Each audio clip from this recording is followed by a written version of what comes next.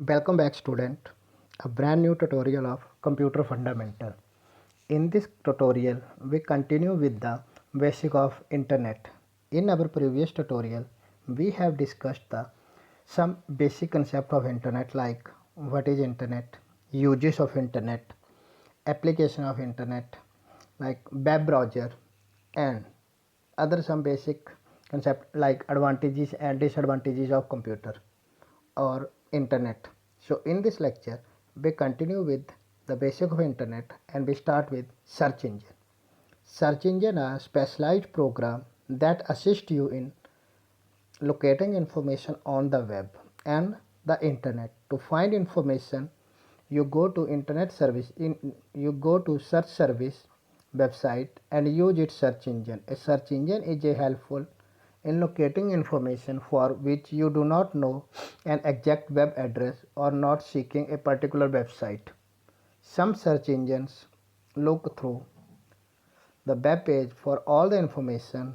Other can restrict their search to specific type of information such as images, audio, video, map, business, blog.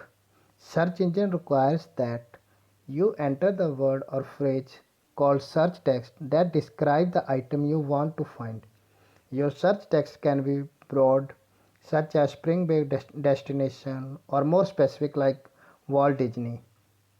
Most search engine sequencing the hits based on how to close the word in the search text or to one another in the title and a description of the hit. Thus, the first few links are probably contain more relevant information. Basically इस class में हम क्या कर रहे हैं, search engine. Basically search engine में क्या होता है, हमें कोई भी इंफॉर्मेशन इंटरनेट से लेनी है तो उसमें हमारे क्या करते हैं, सर्च इंजन हमारी बहुत हेल्प करते हैं. अगर हमारे पास सर्च इंजन नहीं होंगे तो हमें ढंग से इन्फॉर्मेशन या जो इन्फॉर्मेशन हमें चाहिए होगी वो नहीं मिल पाती है. लेकिन सर्च इंजन की हेल्प से हम क्या करते हैं, एग्जैक्टली जो हमें इन्फॉर्मेशन चाहिए होती है वो हमें मिल जाती है काफ़ी हद तक. लेकिन पर जब सर्च इंजन पे काम करना है तो सर्च इंजन पे काम करना कैसे है या उस पर हमने सर्च करने कैसे है, तो उस पर हम क्या कर सकते हैं, या तो कोई एक वर्ड लिख सकते हैं या एग्जैक्टली हम क्या लिख सकते हैं, पूरे के पूरी फ्रेज लिख सकते हैं. जैसे लाइक मैं बोलता हूँ कि मुझे सर्च करना है कंप्यूटर की डेफिनेशन, तो मैं सिंपल कंप्यूटर भी लिख सकता हूँ या मैं पूरे का पूरा लिख सकता हूँ व्हाट इज़ कंप्यूटर, या फिर मैं लिख सकता हूँ डिफाइन कंप्यूटर. इस तरह मुझे क्या करेगा, वो पूरे की पूरी इन्फॉर्मेशन जो का सर्च करके देगा.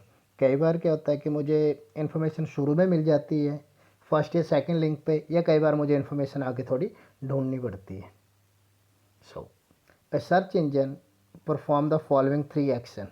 The first one is spider or a web crawler, the second one is indexing, and the third one is searching.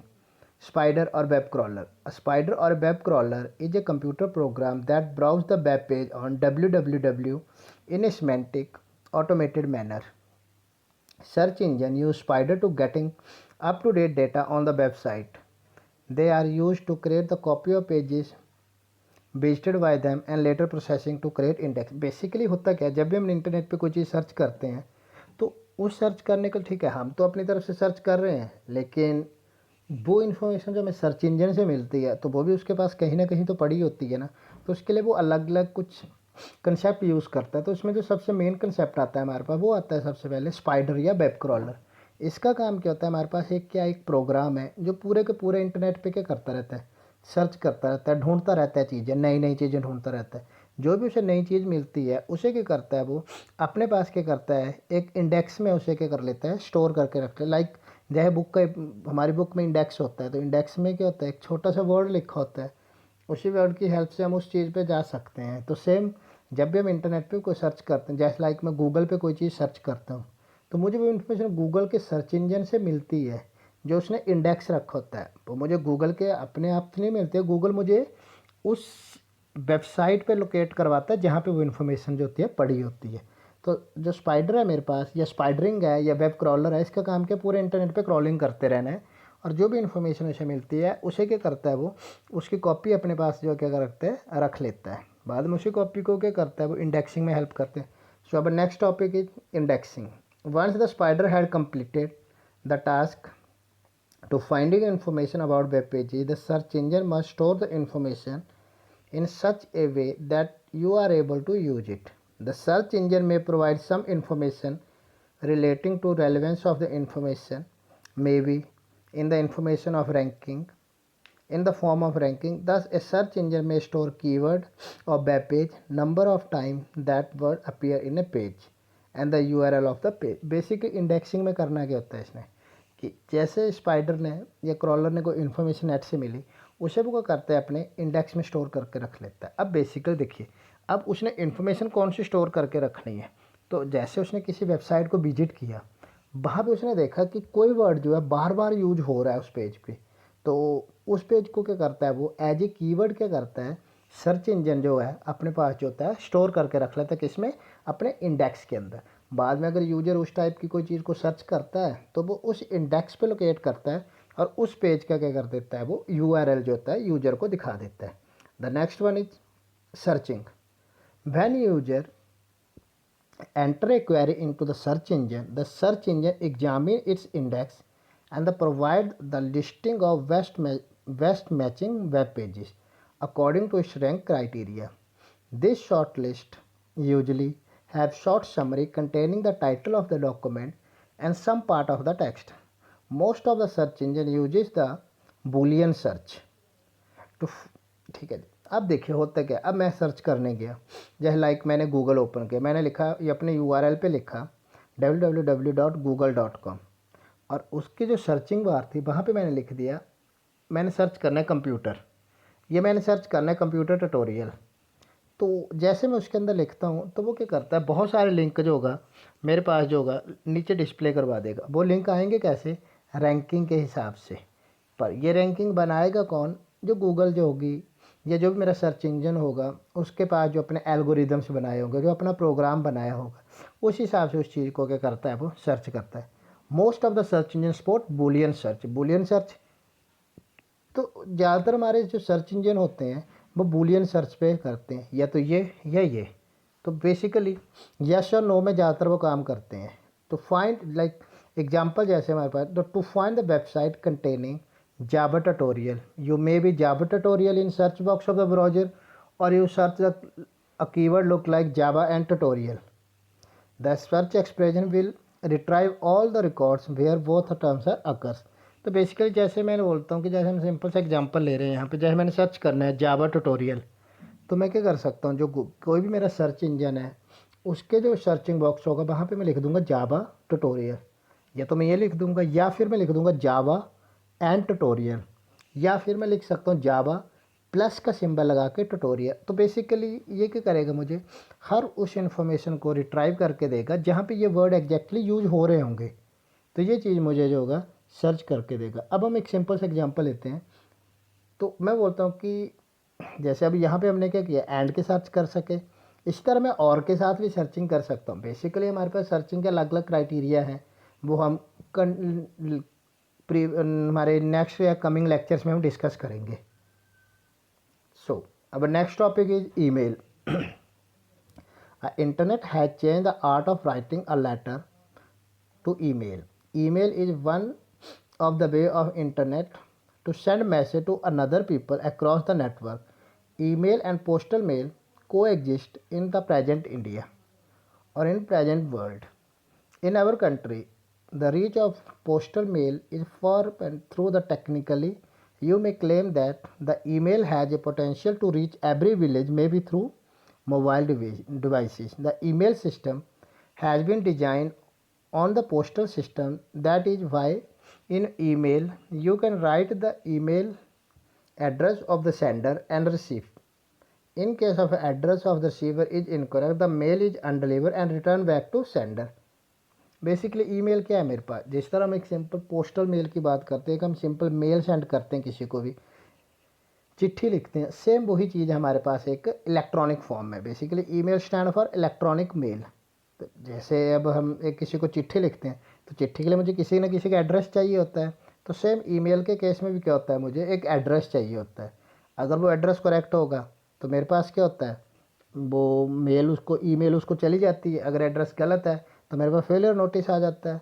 Same case होता है अगर मैं किसी को चिट्ठी भी लिखता हूँ, अगर उस पर एड्रेस ठीक है तो वो यूजर को मिल जाता है जिसको मैंने चिट्ठी लिखी होती है। अगर मेरा एड्रेस गलत है तो जो चिट्ठी जो होती है वापस मेरे पास जो होती है आ जाती है तो ये चीज़ होती है मेरे पास। The email address identify a person and the computer for the purpose of exchanging electronic mail services.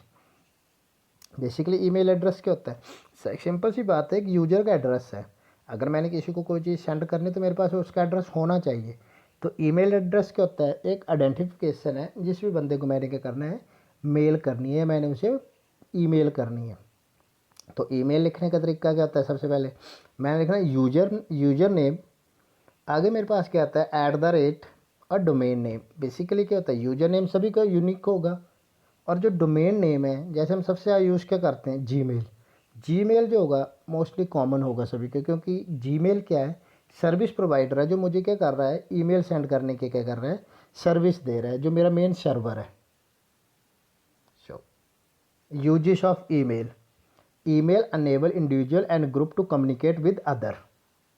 A group of people can work at the same topic through email and generate common document together. Through email, we can stay in touch with family, relative and friends.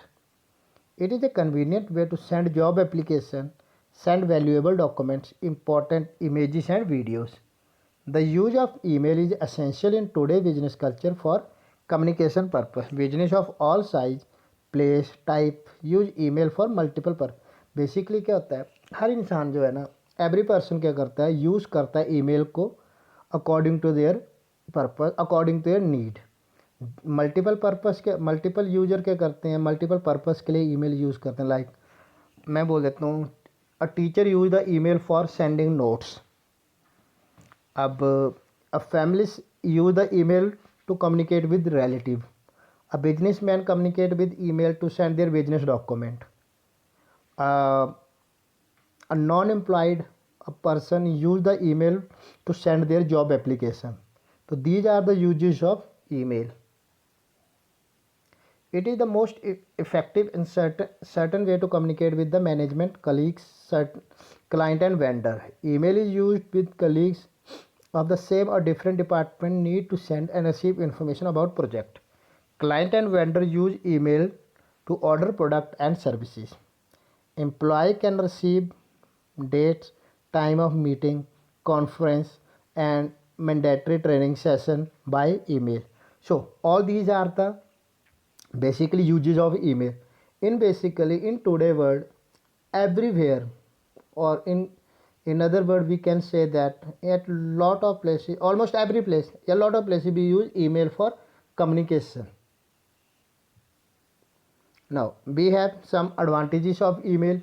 The first one is fast. It can reply our message to receive in matter of minutes or seconds.